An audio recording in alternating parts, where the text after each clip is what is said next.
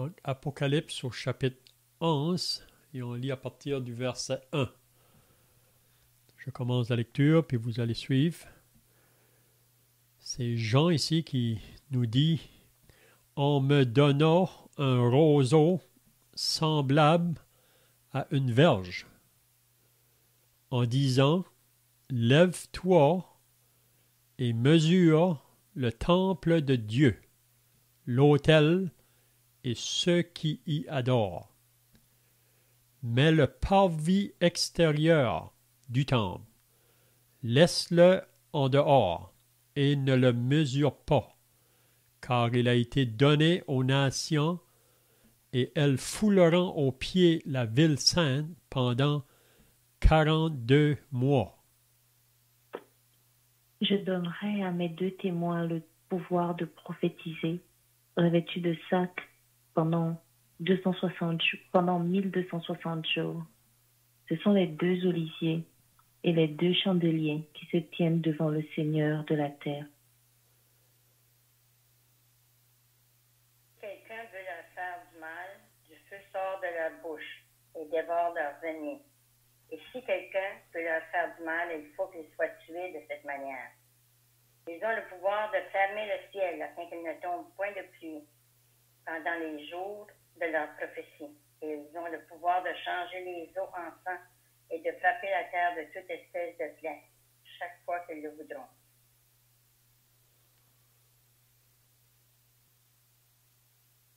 Quand ils auront achevé leur témoignage, la bête qui monte de l'abîme leur fera la guerre, les vaincra et les tuera. Et leurs cadavres seront sur la place de la grande ville, qui est appelée, dans un sens spirituel, Sodome et Égypte, là même où leur Seigneur a été crucifié. Des hommes d'entre les peuples, les tribus, les langues et les nations verront leurs cadavres pendant 3 jours et demi, et ils ne permettront pas que leurs cadavres soient mis dans un sépulcre. Et à cause d'eux, les habitants de la terre se réjouiront et seront dans l'allégresse, et ils s'enverront des présents les uns aux autres, parce que ces 2 prophètes ont tourmenté les habitants de la terre. Après les 3 jours et demi, un esprit de vie venant de Dieu entra en eux, et ils se tinrent sur leurs pieds, et une grande crainte s'empara de ceux qui les voyaient. Et ils entendirent du ciel une voix qui leur disait « Montez ici ». Et ils montèrent au ciel dans la nuée, et leurs ennemis les virent. Cette heure-là, il y eut un grand tremblement de terre, et la 10e partie de la ville tomba. 7000 hommes furent tués dans ce tremblement de terre, et les autres furent effrayés et donnèrent gloire au Dieu du ciel. Le 2e malheur est passé. Voici, le 3e malheur vient bientôt. Amen. C'est bien donc si vous étiez là la semaine passée. On continue toujours dans cette étude du livre de l'Apocalypse. C'est toujours bien de se rappeler qu'il y a une bénédiction associée à ceux qui vont lire ce livre. Beaucoup de choses sont difficiles à comprendre, mais il y a une bénédiction à le lire, même si on ne va pas tout comprendre. Puis on sait que tout ce qui est écrit dans le livre de l'Apocalypse, la plupart, c'est pour quelque chose de futur qui est en avant de nous. Puis comme on a dit dans les semaines passées, là, il faut se rappeler qu'il y a 7 événements qui doivent prendre place là, dans le plan prophétique de Dieu, dans le temps futur. On avait dit que le prochain événement, vraiment, c'est l'enlèvement de l'Église. Puis on sait que par la suite, c'est une période de tribulation et de grande tribulation qui va venir sur la terre. Puis à la fin de ce temps-là, Jésus va descendre du ciel avec l'Église. pour combattre l'Antichrist et le faux prophète. Puis on sait aussi qu'il y aura le jugement des nations. Puis ensuite, il va établir son royaume sur la terre pendant 1000 ans. Donc, toutes ces choses ici que Jean nous révèle dans le livre de l'Apocalypse, c'est donc des choses qui sont futures à nous pour la plupart. On sait que présentement, on se trouve dans le 2e et le 3e chapitre de l'Apocalypse. On est dans le temps de l'Église. Et on est dans le temps de la grâce. Encore aujourd'hui, le Seigneur veut sauver. Et il a dit qu'il n'était pas venu pour juger, il est venu pour sauver le monde. Donc, présentement, Jésus sauve, il veut sauver. Mais tous ceux qui vont le refuser comme sauveur, bientôt, ils auront à le rencontrer comme le juge. Donc, si vous vous rappelez aussi, dans les semaines passées, là, on a commencé à regarder concernant les trompettes qui ont été sonnées. 7 anges, 7 trompettes. Puis ici, vraiment, on est rendu à la 6e trompette. Puis si vous vous rappelez à la fin du chapitre 8, à propos de l'aigle qui volait dans le ciel, puis qu'il disait « Malheur, malheur, malheur aux habitants de la terre, à cause des autres sons de la trompette des 3 anges qui vont sonner. » Donc, les 3 dernières trompettes qui vont sonner, c'est vraiment des grands malheurs qui vont venir sur ce monde. Donc, on a vu la 5e trompette au début du chapitre 9, puis à la fin du chapitre 9, on voit que le 2e malheur va se terminer là, le premier plutôt. Puis on sait que quand la 6e trompette sonne, là on vient de lire au verset 14 que le second malheur est passé. Voici le 3e malheur vient bientôt. Donc dans les prochaines semaines, on lira concernant le 3e malheur. Ça va aller après que la 7e ange va sonner de la trompette. Donc, la semaine passée, on avait regardé le chapitre 10. On dit que le chapitre 10 et 11, jusqu'au verset 14 du chapitre 11, là, c'est comme une pause, si on peut dire, ou ils appellent ça un interlude. Entre le 6e sceau et le 7e sceau, il y a eu aussi une pause. C'est la même chose entre la 6e trompette et la 7e, il y a comme une pause. Puis on avait dit aussi la semaine passée que quand on lit le livre de l'Apocalypse, il y a des passages qui sont très, comment je dirais, amers ou tristes à entendre parce que ça annonce des malheurs. Donc, pour les habitants de la terre, vraiment, ce qui s'en vient, c'est triste, c'est amer. Mais il y a d'autres passages qu'on lit dans le livre de l'Apocalypse. Ça, c'est pour ceux qui appartiennent au Seigneur, ceux qui sont associés au Seigneur Jésus, qui est le vainqueur vraiment de tout le livre de l'Apocalypse. Donc, nous, on peut se réjouir parce que bientôt, on va être enlevé de cette terre, puis on va aller se réjouir dans les palais d'ivoire, si on peut dire, dans un endroit où il n'y aura plus de larmes, plus de mort, plus de souffrance, plus de maladie, plus de péché. Un endroit vraiment qu'on ne peut pas le décrire en paroles.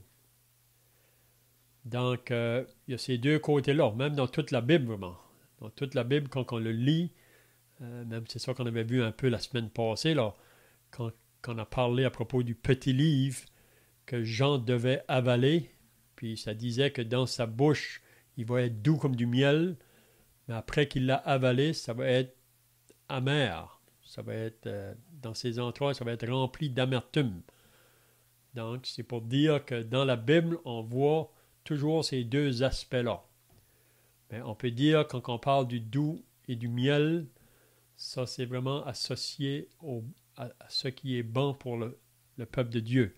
Amer, vous savez que même nous qui sommes chrétiens, ça nous attriste vraiment de voir que beaucoup de monde autour de nous, parmi les nôtres, ceux qui sont proches comme ceux qui sont loin, qui veulent juste ignorer ou rester indifférents à ce message.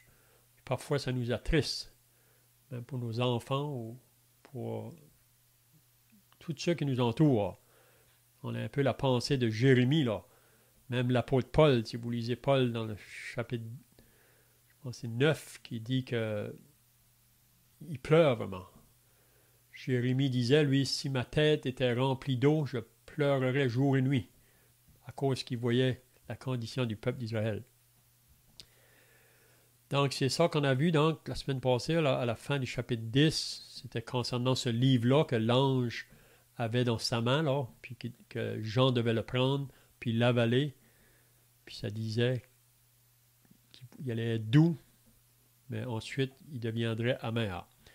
Puis à la fin du chapitre 10, on voit que Jean, là, ne va pas avoir encore terminé son passage, si on peut dire, ou son œuvre que Dieu lui demandait de faire. Au verset 11, il disait, « Puis on me dit, en parlant à Jean, il faut que tu prophétises de nouveau sur beaucoup de peuples, de nations, de langues et de rois. » Donc ça, l'application qu'on peut faire encore pour nous aujourd'hui, parce que vous savez, Jean était au début de l'Église, mais nous sommes rendus à la fin de l'Église. Le Seigneur n'est pas encore venu.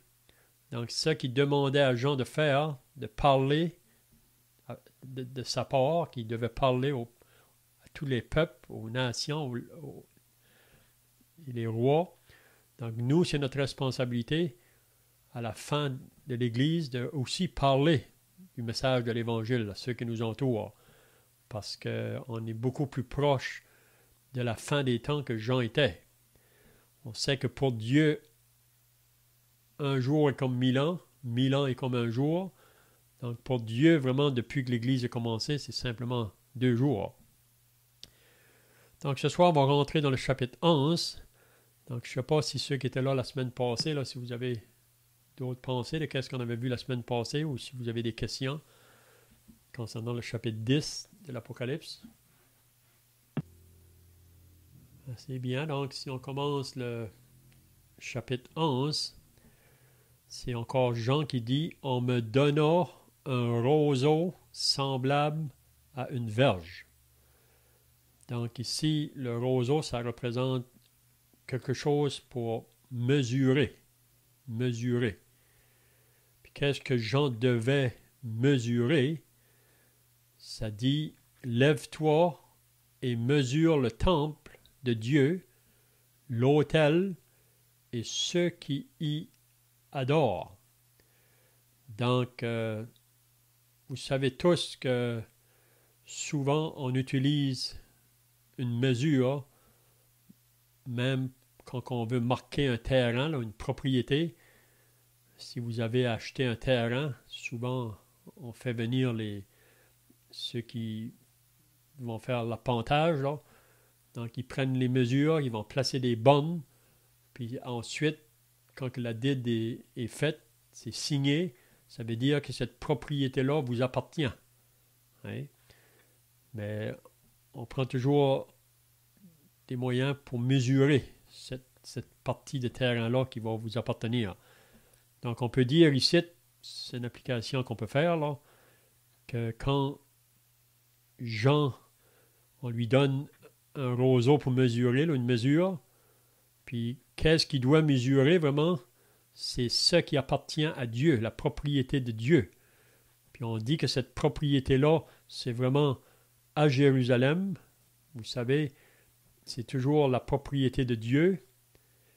On sait que le temple à Jérusalem a été détruit en 70 après Jésus-Christ, mais l'emplacement du temple est toujours là.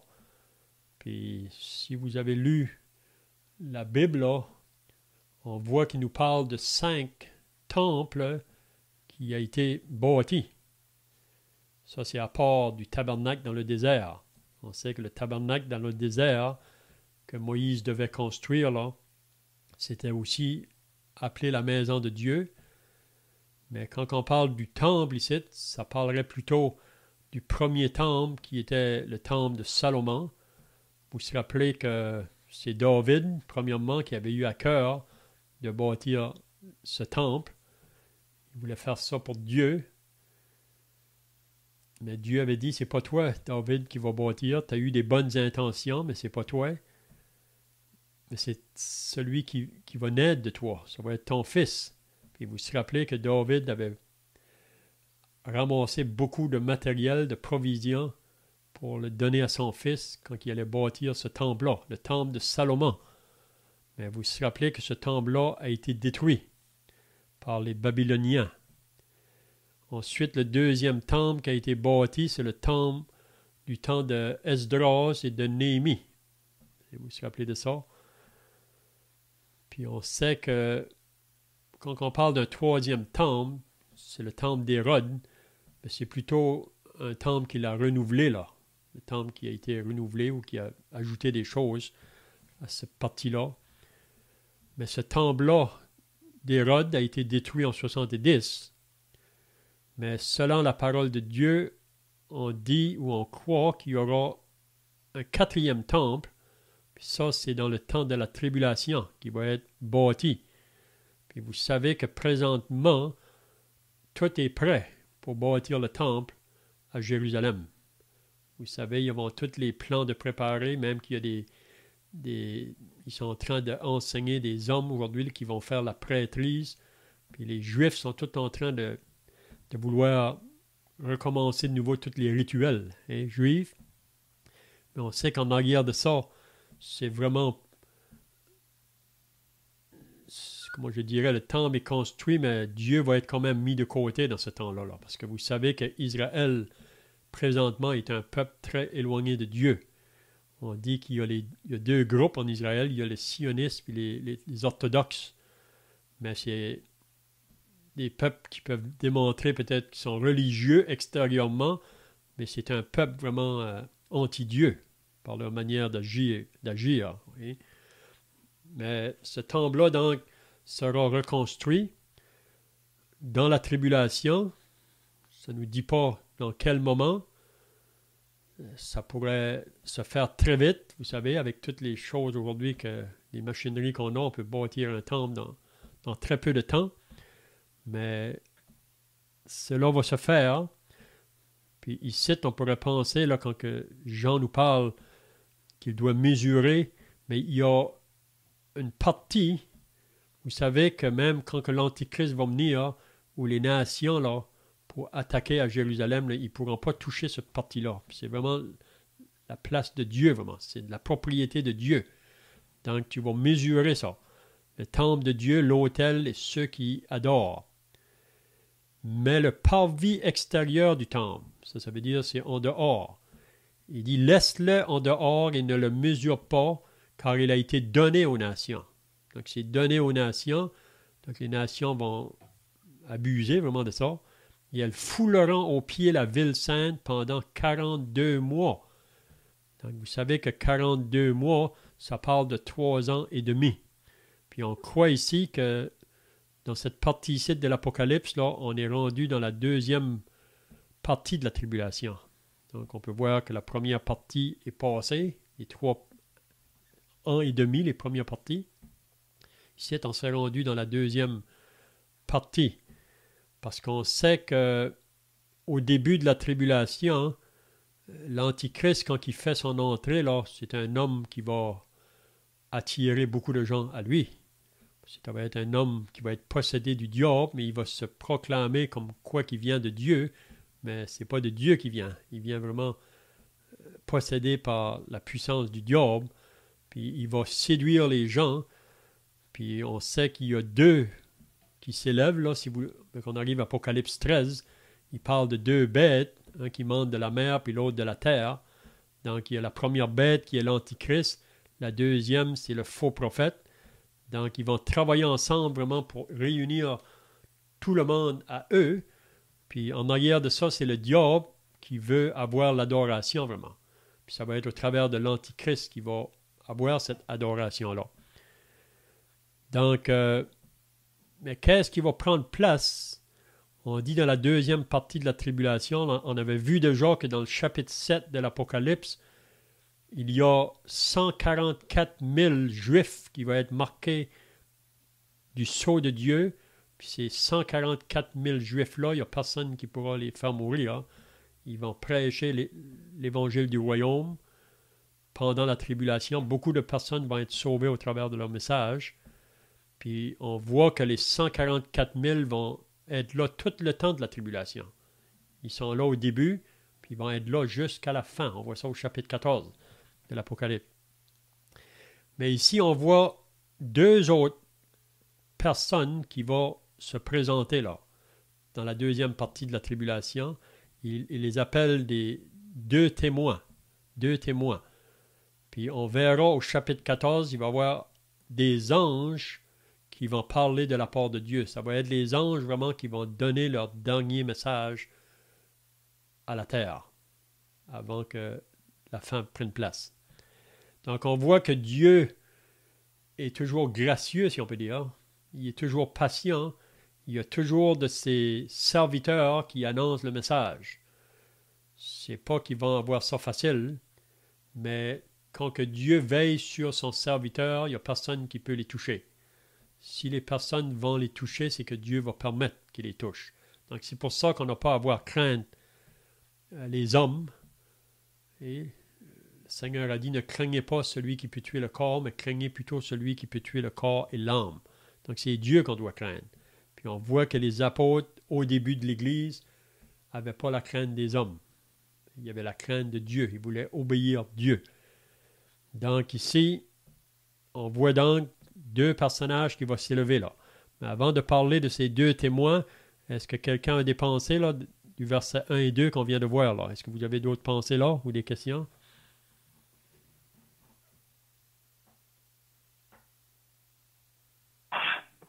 Donc ça, en fait, c'est vraiment une image du futur temple. Le temple qui est demandé à Jean de mesurer, c'est en fait le temple qui sera bâti durant le début de la période de tribulation. Oui, je crois, parce que c'est vraiment ici vraiment qu'il mentionne ça, le temple, là. Puis on voit que selon 2 Thessaloniciens, que l'homme du péché, l'Antichrist, quand il vient là, au milieu de la tribulation, il va vouloir s'asseoir dans ce temple-là. Puis c'est là qu'il va se proclamer Dieu. Puis c'est là qu'il va vouloir avoir l'adoration de tout le monde. Comme je disais tout à l'heure, c'est vraiment le diable. C'est ça que le diable cherche depuis le début, vraiment. Il cherche à être au-dessus de Dieu, puis à attirer l'adoration sur lui. Hein. Donc, je crois que c'est réellement ça qu'il voudrait dire ici, là, que c'est le temple qui sera bâti dans ce temps-là. Donc, je ne sais pas si tu avais d'autres pensées, là, Brendan. Non, c'est ça. Puis, juste par curiosité, qu'est-ce qui empêche les Juifs présentement de bâtir ce temple? Parce qu'ils attendent justement que, je pourrais dire, l'ordre de l'Antichrist. C'est ça qui va faire commencer la construction du temple. Oui, on pourrait dire ça parce que après que l'Église est enlevée, là, l'Antichrist va paraître. Puis cet homme-là, comme je l'ai dit, là, il va se faire valoir partout, vraiment. Même ça va être un homme qui va être accepté, même du peuple juif. Il va signer des contrats même avec eux autres. Au début, là, il va être vraiment bien fait pour les Juifs, il va vouloir, mais à la fin, là, il va vouloir persécuter les Juifs. Hein? Ouais, on dit qu'il va faire une alliance au début avec eux, mais au milieu, il va, je peux dire, trahir l'alliance qu'il avait faite avec les autres. C'est ça. C'est ça. Parce que pour pouvoir arriver pour s'asseoir dans le temple, il faut qu'il y ait des arrangements de fait. Là. Même tout de suite, vous savez que juste à côté de l'emplacement du temple, ou même une partie de l'emplacement, c'est la mosquée des musulmans qui est là. Mais on dit que c'est juste comme côte à côte, si on peut dire, là où le tabernacle était, là, le lieu très saint, c'est juste posé là. Puis c'est ça la partie qu'on dit qui est mesurée pour dire que ça appartient à Dieu. L'Antichrist ne pourra pas toucher cette partie-là. Il va aller comme dans les autres côtés, qu'on pourrait dire, là, mais il ne touchera pas cet aspect-là, parce que ça appartient à Dieu. Hein. Donc, pour moi, on voit que ces choses-là sont en train de se préparer. Et on est peut-être la génération qui va voir le retour du Seigneur Jésus venir. C'est possible.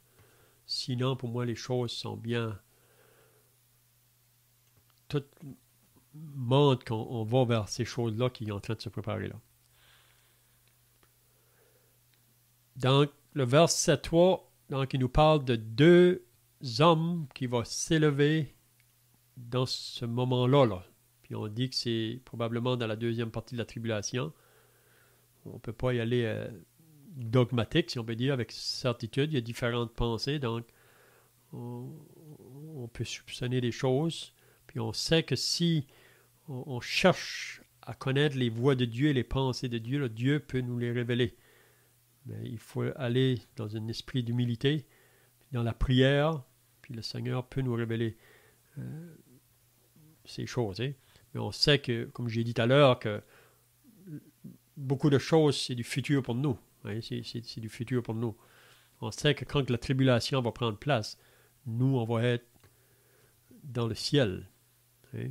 On va être dans la jouissance du ciel pendant que la terre va aller dans des grandes difficultés. Donc, en parlant de ces deux témoins, donc, il dit « Je donnerai à mes deux témoins le pouvoir. » Donc, ils vont avoir une autorité. Puis ça, c'est Dieu qui donne cette autorité-là. Même tous les serviteurs de Dieu. Vous savez, même nous-mêmes aujourd'hui, si on va être capable de faire quelque chose pour Dieu, ça ne vient pas de nos propres forces. Si on essaye de le faire par nos forces, on ne pourra pas le faire. Mais quand il y a des œuvres qui ont été faites, là, Dieu a utilisé des hommes, puis souvent c'était des hommes très simples. C'était pas des gens vraiment même éduqués parfois. Donc il dit, je donnerai à mes deux témoins le pouvoir de prophétiser revêtus de sacs. Puis là, il nous dit pendant 1260 jours. Donc c'est un peu semblable à ce qu'il a dit avant, là, quand il parle la ville sainte pendant 42 mois. C'est le même nombre de temps, là. 42 mois ou 3 ans et demi, ou 1260 jours, c'est la même chose. Je donnerai à mes deux témoins, donc, le pouvoir de prophétiser. Puis revêtu de sacs, ça voudrait nous parler vraiment, là, comme, comment je dirais, ça demande vraiment, là, il y a un mot qui me manque. La tristesse. Oui, c'est ça, on pourrait dire ça. Oui, parce que, vous savez, tout serviteur qui a été utilisé par Dieu pour faire l'œuvre de Dieu, c'est pas un travail qui est facile parce que il y a beaucoup d'opposition. Puis c'est ça souvent qui attriste le serviteur de Dieu parce que quand on sait qu'on amène la vérité, le message, mais que les gens le repoussent, ça nous attriste. Donc on peut voir ça. Donc ils vont être revêtus de sacs pendant 1260 jours. C'est aussi pour faire comprendre au monde que c'est sérieux l'affaire. Il y a des temps qui viennent là, mais on sait que le monde, il y en a au travers de ça qui vont se convertir. Hein. Puis il nous dit aussi que ce sont les deux témoins, les deux oliviers et les deux chandeliers qui se tiennent devant le Seigneur de la terre. Donc on a des exemples de ça aussi dans l'Ancien Testament. Hein. Même dans Zacharie, au chapitre 4, il nous parle aussi de deux témoins ou deux oliviers. C'était Josué puis Zorobabel. C'était un peu comme une figure de qu'est-ce qu'on voit ici, là. Ça va être la même chose ici. Ce sont les deux oliviers et les deux chandeliers. Vous vous rappelez dans l'Apocalypse qu'on a déjà parlé des chandeliers? Est-ce que vous vous rappelez qu'est-ce que c'était les chandeliers qu'on a vus au début de l'Apocalypse?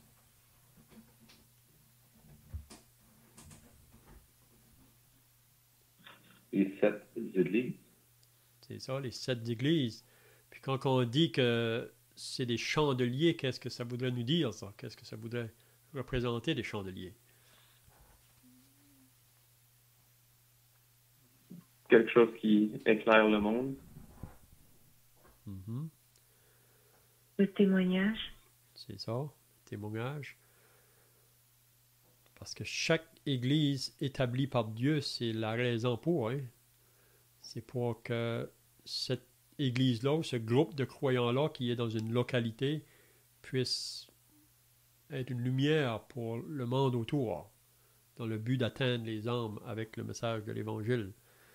Même Jésus a dit, vous êtes la lumière du monde. Et vous êtes le sel de la terre. Donc, une lumière pour éclairer. Même Paul nous dit qu'on est comme des flambeaux dans ce monde. On porte la parole de vie. C'est dans le but de porter un témoignage. Si Dieu aurait voulu, il aurait pu nous enlever de la terre le moment qu'il nous a sauvés. Mais il nous fait une grâce vraiment de nous utiliser parce que c'est une grâce, comme c'était une grâce qui nous a sauvés, c'est une grâce aussi qui nous utilise. Donc ces deux témoins-là, c'est ça qui vont être vraiment comme des chandeliers, une lumière encore pour parler de la part de Dieu à ce monde, dans ce moment-là. Mais ça ne sera pas facile, comme aujourd'hui, si on veut parler de la part de Dieu, c'est pas facile. Donc, je ne sais pas si vous avez d'autres pensées ici.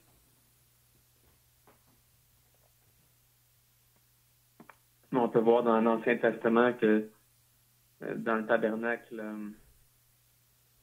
vraiment ce qui faisait en sorte que les chandeliers brillaient ou illuminaient, c'était l'huile d'olive pure, broyée. C'est vraiment ça qui était l'essence, là. Si je peux dire l'essence des lampes. Puis ici, on voit ça aussi quand il dit ces deux oliviers.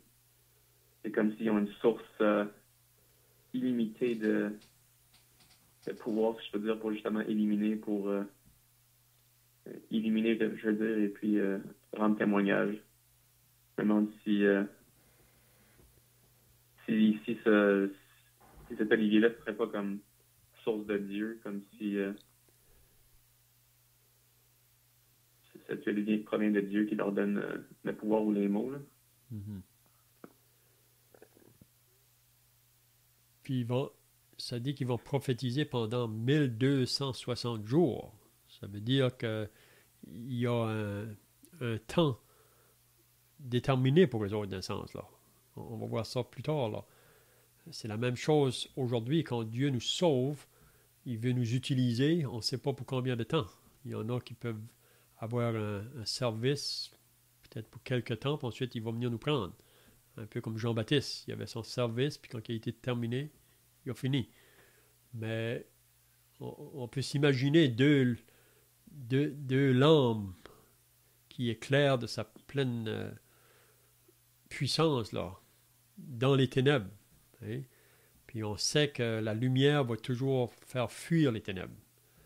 Donc, parce qu'on est associé à Christ, qu'on est une lumière dans ce monde, on ne devrait pas avoir crainte des ténèbres, vraiment. Souvent, même, on ne le réalise pas, mais si on marche vraiment une vie, là, en communion avec le Seigneur, là où on va être, ça amène une certaine... même les gens autour se surveillent vraiment. Hein? Ils vont faire un respect, si on peut dire. OK, donc je ne sais pas si vous avez d'autres choses à ajouter ici, là. Il y aurait peut-être de remarquer l'espèce de grand contraste qui existe avec ces deux prophètes et de souligner que ce n'est pas la méthode de Dieu n'est pas la méthode des hommes. Moi, si j'avais voulu, comme plusieurs le prétendent, écrire un livre pour inventer une nouvelle religion, j'aurais jamais écrit que Dieu a renvoyé deux prophètes ou deux oliviers, deux témoins, et que ces hommes seraient morts, comme on voit, ils auraient été vaincus. J'aurais jamais mis ça. C'est comme admettre que Dieu n'était pas capable de les protéger, que Dieu n'était pas plus fort que le monde ou quoi que ce soit. Donc, cette pensée-là qui est dans le cœur des gens, elle est fausse. Elle est 100% fausse. C'est la pensée des hommes. Ce n'est pas la pensée de Dieu. Dieu a un plan et Dieu a des buts. On pourrait en parler longtemps de ces buts de Dieu, mais néanmoins, dans le plan de Dieu, ces témoins vont, on pourrait presque dire survenir ou surgir, on va dire rapidement ou de façon instantanée ou surprenante. Là. Ils arrivent de où? Et si on y pense, en fait, le Seigneur Jésus a vécu 30 ans environ de vie avant de débuter son ministère, et son ministère n'a duré que 3 ans. Et pendant les 30 années de vie du Seigneur Jésus avant son ministère, on a très peu d'informations sur ce qui s'est passé dans la vie de Jésus. Jésus était vraiment, on pourrait dire, retiré et il croissait physiquement en stature et en grâce devant Dieu, comme la Bible nous dit. Et le Seigneur Jésus, lorsque son temps est venu, il est entré dans le ministère pour lequel il a été appelé. Et on voit que ce ministère a comme éclaté aux yeux de la face de toute la terre. Ici, j'avais cette pensée un peu de ces deux témoins. Et ces deux témoins, comme on l'a mentionné tout à l'heure, sont revêtus de sacs. Vous voyez ce gros contraste, cet énorme contraste. Encore une fois, j'essayais d'écrire une religion, je voudrais la faire reluisante aux yeux des gens, et je ne revêtirais pas des témoins de Dieu de sacs. Je leur donnerais des vêtements royaux, somptueux, vous comprenez, la pensée de l'homme. Et malgré qu'ils sont revêtus de sacs, comme on le voit ou on va le voir, le feu sort de leur bouche pour dévorer leurs ennemis, etc. Ils ont une grande puissance. Il y a cette espèce de contraste, c'est-à-dire qu'il y a une apparence ou un habit d'humilité, si vous voulez, et il y a pourtant là une grande puissance. Et ce n'est pas ces témoins qui sont puissants, mais c'est Dieu qui leur permet d'avoir cette puissance parce que Dieu veut rendre témoignage. Et dans le cas du Seigneur Jésus, on sait que les hommes se sont mépris et encore aujourd'hui, les gens se méprisent. Ils regardent à Jésus comme un simple homme. Mais vraiment, c'est comme cet habit, ce sac que ces deux témoins portaient, si vous voulez, c'est ce dont Jésus s'est revêtu. Il s'est revêtu d'un corps humain. Il s'est fait homme comme nous sommes hommes. Il s'est humilié lui-même, se faisant semblable aux hommes. Et derrière cette enveloppe, si vous voulez, d'humilité, il y a toute la puissance même de Dieu. Et enfin, je voulais souligner ce contraste qui dévie complètement par rapport à ce que les hommes pensent en général. Et cela les conduit sur une fausse piste. Ils se laissent tromper par les apparences plutôt que de regarder à la source, à la réalité de la puissance de Dieu et de considérer que cela fait partie du plan de Dieu. Dieu nous dit dans sa parole, tu as pensé que je te ressemblais. Hein? On ose penser que Dieu agirait comme nous. Et on ose penser que si Dieu ne fait pas comme nous, on le pense, c'est pas bon. Et c'est pas vrai. Et c'est pas Dieu et ça peut pas venir de lui. Et on se trompe royalement. Donc, je m'arrête ici juste pour souligner donc ce contraste, cette réalité qu'on voit constamment dans la parole. Même tout à l'heure, tu as parlé, Léon, de Jean le Baptiste et comment il amenait la parole. Mais Jean le Baptiste était aussi très humble dans son habillement. Puis on pourrait dire en contraste avec l'Antichrist et le faux prophète, parce que quand eux vont se présenter, ils vont se présenter avec des, comme tu dis, là, des habits royaux, si on peut dire, des choses qui frappent l'œil vraiment, hein? Ce que le monde court après. On dit que les Juifs cherchent les miracles, les Grecs cherchent la sagesse, mais Dieu travaille différent. Donc il parle de ces deux témoins-là comme des oliviers, des chandeliers. Puis là, ça nous dit au verset 5, « Si quelqu'un veut leur faire du mal, » donc, ici, c'est bien précisé, là. C'est un peu l'exemple, comme, même on va voir ça un peu par la suite, là. Concernant Élie le prophète, vous savez que Élie, quand on le voit dans la Bible, là, on dirait qu'il arrive juste soudainement, dans 1 Roi au chapitre 17, puis il vient pour annoncer un jugement qui va venir sur la nation d'Israël à cause du roi Achab, un méchant roi qui s'est marié avec une Sidonienne, Jézabel, puis il est allé vers ses dieux, les dieux Baal. Puis Élie vraiment devait se lever pour aller parler à ce roi-là. Un roi avec une autorité, avec une grande puissance. Mais on voit que Dieu a donné la force à Élie de pouvoir se présenter devant lui. C'est un peu la même chose ici. Ces deux témoins-là, là, ils vont se lever pour parler de la part de Dieu. Puis c'est vraiment l'avant-dernier message, on peut dire, que Dieu va donner aux hommes, parce qu'on est rendu à la fin. C'est la fin, vraiment. Hein?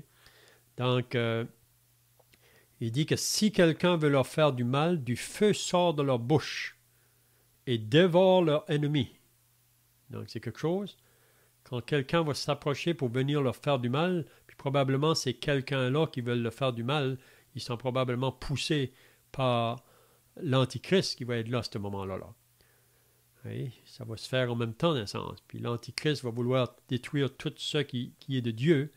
Mais le moment que quelqu'un se lève pour leur faire du mal, ça dit qu'il sort de leur bouche du feu. Du feu sort de leur bouche et dévore leurs ennemis. Donc les ennemis ne pourront pas résister devant eux. Puis on a l'exemple de ça aussi encore avec Élie. Si vous lisez dans le 2e livre des Rois, au chapitre 1, quand le roi là, Achisa, je pense, qui a envoyé des groupes de personnes pour aller vers Élie, puis Élie disait une parole, puis il les a consumés avec le feu. Et parce que vraiment, ceux qui venaient, là, c'était pour prendre Élie dans le but de lui faire du mal. Mais si quelqu'un veut leur faire du mal, il faut qu'il soit tué de cette manière. Donc, si quelqu'un ose se lever pour toucher ces personnes et vouloir leur faire du mal, ils vont être détruits tout de suite. C'est ça que Dieu nous dit ici. Donc, il faut qu'ils soient tués de cette manière. Une autre chose, peut-être la question maintenant qu'on va se demander, qui peut être ces deux témoins? Hein? Leur nom n'est pas mentionné ici. Ça ne nous dit pas la raison pourquoi il n'a pas mentionné leur nom, mais avec ce qu'on lit par la suite, on peut peut-être proposer, supposer des personnes qui vont être ces témoins-là. Donc, il nous dit au verset 6, en parlant de ces témoins-là, ils ont le pouvoir de fermer le ciel afin qu'il ne tombe point de pluie pendant les jours de leur prophétie. Donc, qui est le prophète qui a fermé le ciel pour que la pluie ne tombe pas? Est-ce que vous vous rappelez de ce prophète-là?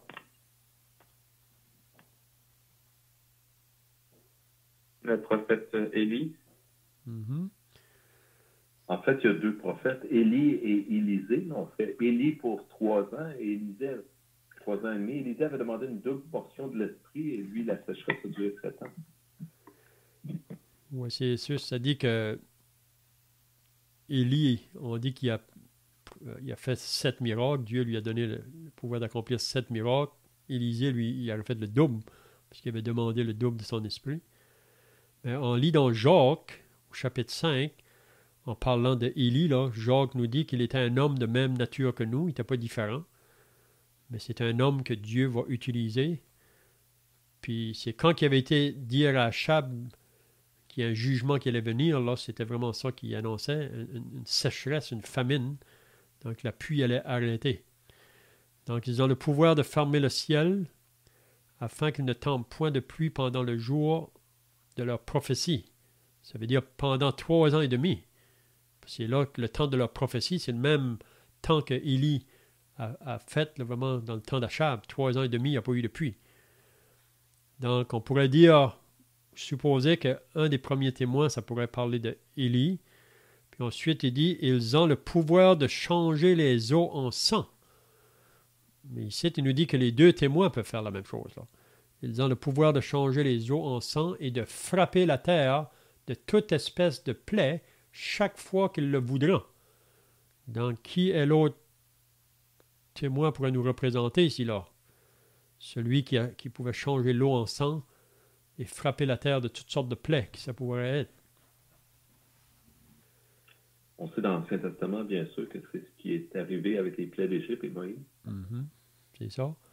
Donc, Moïse, vous savez, c'est une des signes, vraiment, quand il a changé l'eau en sang, là, qu'il a fait, puis toutes les plaies que Dieu lui a données, qui lui disait de dire vraiment au roi qui allait venir, ces choses-là se sont accomplies telles comme qu'il disait. Mais il y a une autre pensée ici pour dire que ça pourrait être Élie et Enoch. Et La raison qu'ils disent ça, c'est parce que Élie et Enoch, ce sont les deux hommes dans l'Ancien Testament qui sont montés au ciel sans passer par la mort. Puis il y en a qui disent, parce que tous les hommes doivent mourir, donc c'est peut-être ces deux hommes-là qui viennent de nouveau, puis là ils vont mourir, puis ils vont revenir. Mais on sait que quand le Seigneur vient chercher son Église, il y a beaucoup de personnes qui ne passeront pas par la mort. Si Jésus venait aujourd'hui chercher son Église, nous qui sommes vivants sur la terre présentement, chrétiens, on ne passera pas par la mort. Donc, la pensée le plus qui soutient ici, là, concernant ces deux témoins, ce serait Élie et Moïse. Puis encore là, leur nom n'est pas mentionné, il y a peut-être des raisons. On sait aussi que Moïse et Élie, c'est eux qui étaient sur la montagne de transfiguration, là, quand Jésus a pris ses trois disciples, Pierre, Jean, Jacques, puis qui a été transfiguré devant les autres, puis c'est là qu'ils ont vu Élie et Moïse qui se trouvaient là. Donc on pourrait voir que Élie et Moïse étaient là quand Jésus est venu à sa première fois, si on peut dire, pour témoigner de ça, il était présent.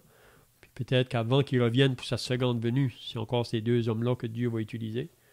Mais c'est comme je dis, on peut supposer des choses, hein? Mais moi, ça me ressemble beaucoup que ça pourrait être ces deux personnes-là. Donc, le temps est passé. Là, je ne sais pas si on devrait arrêter ici. Parce qu'il dit juste après au verset 7, quand ils auront achevé leur témoignage. Donc, peut-être qu'on peut garder ça pour la semaine prochaine. Donc, on voit qu'il y a un temps pour ces témoins-là pour être témoins. Pour être un témoignage, là. On ne peut pas les enlever ou les arrêter avant que ce temps-là soit accompli. Donc, c'est comme un matin qu'on parlait, Dieu a un temps pour toutes choses. Donc, pour ces témoins-là, il a un temps qu'il leur donne pour faire leur œuvre qu'il leur demande. Puis, il n'y a personne qui peut les arrêter. Mais quand ils auront achevé leur témoignage, qu'est-ce qui va arriver? On va garder ça pour la semaine prochaine. Donc, je ne sais pas si vous avez des questions ou d'autres pensées à ajouter ici, là. Notre Père, notre Dieu, nous te remercions encore pour les Saintes Écritures. On te remercie de nous avoir ouvert les yeux à ce qu'est la vérité. On sait que beaucoup de monde aujourd'hui entendent des choses, que ce soit dans les nouvelles, dans les médias, réseaux sociaux, et il n'y a pas beaucoup de crédulité. On doute beaucoup des choses qui proviennent de ces sources-là, mais on sait que ce qui provient de la Bible, c'est la vérité. On sait que c'est fiable. On sait que ces choses dureront à toujours. On sait que les choses de ce monde seront consommées par le feu, mais ta parole demeurera toujours. Alors, on te remercie pour quelque chose qu'on peut fermement s'appuyer dessus, jour en jour. On te remercie pour le temps qu'on a pu passer ensemble dans tes Écritures, justement, et on prie une bénédiction sur chacun d'entre nous. Et comme on l'a mentionné au début, on sait que le Seigneur va revenir très tôt, bientôt, dans le ciel pour recevoir son Église. Et puis on prie pour ceux qui sont encore dans les ténèbres, ceux qui sont encore qui ne connaissent pas la vérité, ne connaissent pas le Seigneur Jésus comme leur sauveur, et on prie que tu continues de travailler dans leur cœur et de vraiment les amener à la repentance, de se tourner vers le Seigneur, le seul qui est capable de les sauver, de les pardonner de tous leurs péchés. Alors, préserve-nous encore une autre soirée. Et puis, encore une fois, bénis chacun au nom du Seigneur Jésus. Amen. Amen.